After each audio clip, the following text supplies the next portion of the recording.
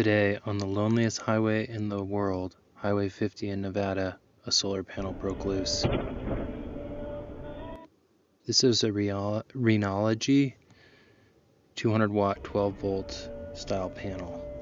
Let's watch it again in slow motion. Comes off, hits that panel on the back, bounces into the air, and then hits the corner of the highway and falls off the highway. Let's look at it again from the left side. Cables break, puts a hole right through that angled panel. And from the right side, slow motion view.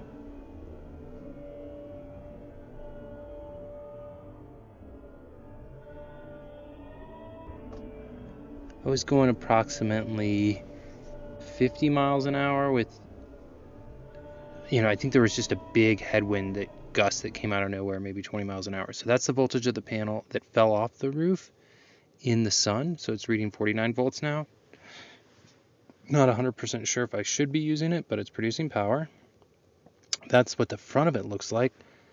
Tiny miracle, it didn't break, the glass on it.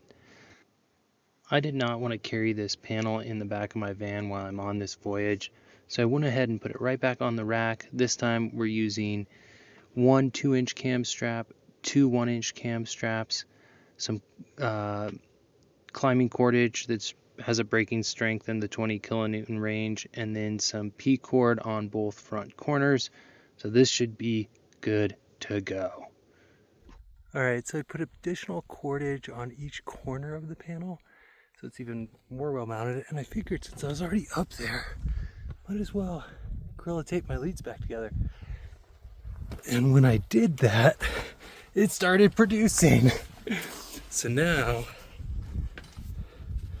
I'm up to 324 watts of power. We are good to go. So surprisingly, this is the panel, well maybe not surprisingly, that took the most damage. It never flew off the roof, it just took the corner of a panel at about 40 miles an hour, and it punched a hole right through that module, shattering the tempered glass. I'm not sure if I should keep this panel. Let me know what you think in the comments below.